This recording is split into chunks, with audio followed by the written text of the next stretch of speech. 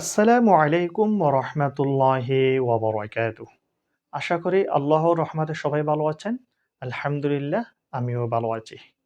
আমরা আজকে যে পড়ব সূরা মাউন পুরোটা একসাথে উচ্চারণ।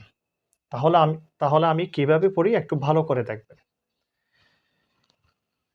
বিসমিল্লাহির রহমানির রহিম।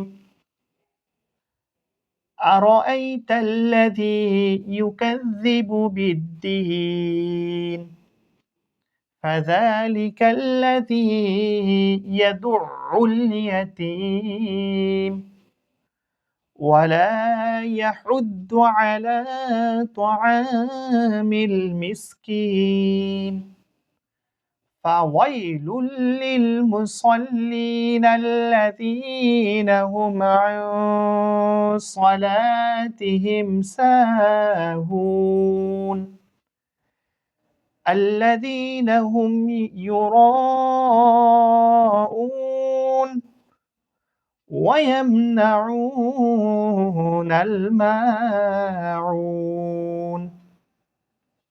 তাহলে আমি কিভাবে পড়েছি আপনারাও সেভাবে পড়ার চেষ্টা করবেন ইনশাআল্লাহ। আল্লাহ হাফেজ। আসসালামু আলাইকুম ওয়া রাহমাতুল্লাহি ওয়া বারাকাতুহু।